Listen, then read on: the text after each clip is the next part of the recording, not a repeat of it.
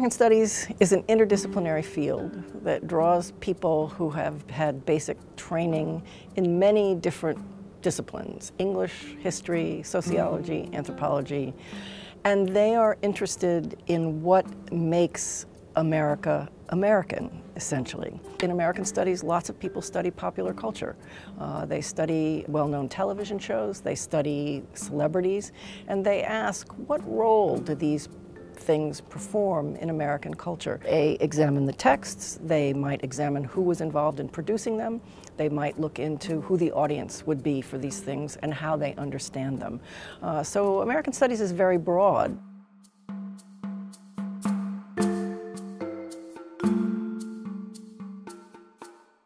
What's interesting about American Studies is that there is not a set methodology, and that's because many people have come together to try and understand this thing we call America. So there are people who are historians, there are people who are popular culture specialists, there are sociologists and anthropologists who work on American culture. So they bring their particular methods and then place them in this more interdisciplinary context. There's a fair number of people who associate with American Studies who do American literary studies. What might set them apart from someone in an English department is that they might be interested in the way in which those texts function socially. So instead of simply thinking about the meaning of Moby Dick by Herman Melville, they might ask questions like, who read Moby Dick?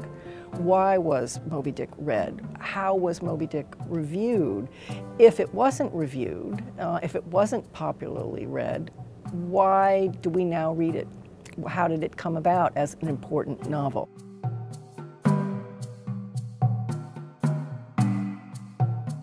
I think very often students have passionate interests in certain practices, certain phenomena in American culture already. They are specialists. For instance, there are young people who are already aficionados of hip-hop, who know a great deal about hip-hop music, not only what's being produced now, but what has been produced in the past. They know a lot from reading in magazines, reading in zines. They know a great deal about hip-hop. So students already have interests because they live within American culture. They're already in some ways native informants. They know a lot about what's going on around them, and they have particular interests. American Studies is in some ways a kind of easy field to get into in terms of research because you know so much already about it. And then you can pursue through reading and conversation with experts how to look at it in greater depth and greater complexity.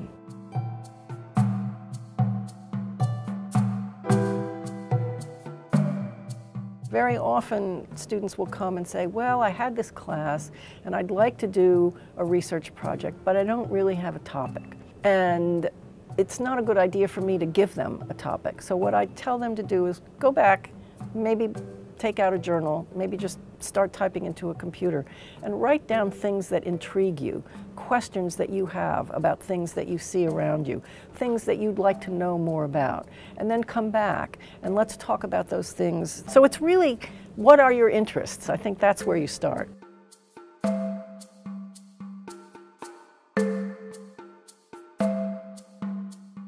I think a common pitfall is to have a topic that's too broad. So someone would come and say, I want to think about American schools. Well, that's too broad. So I would then have to get the person to think about, well, in what period? And why are you interested in schooling? What is it in particular about schooling that interests you? So you have to begin to think about exactly what it is about that interest that piques your interest, formulate questions about that, and then begin to think about what would be the documents, what would be the materials that I would actually investigate, look at closely in order to say something in greater depth about it.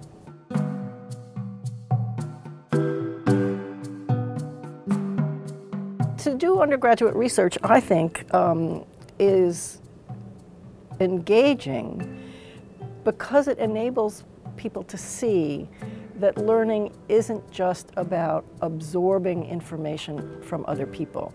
It's about pursuing your own interests. And I think what's so fascinating about the research process is you come up with something that either weirds you out or completely interests you, and you're like, what is this all about? I want to find out about this. And then you begin to realize that you yourself have ideas. You begin to realize that you yourself have the capacity to define certain kinds of interests. So it's a way of developing your capacity to think, your capacity to be original, your capacity to be creative. So it's that way of thinking about yourself as a thinker that I think is really powerful about the research process.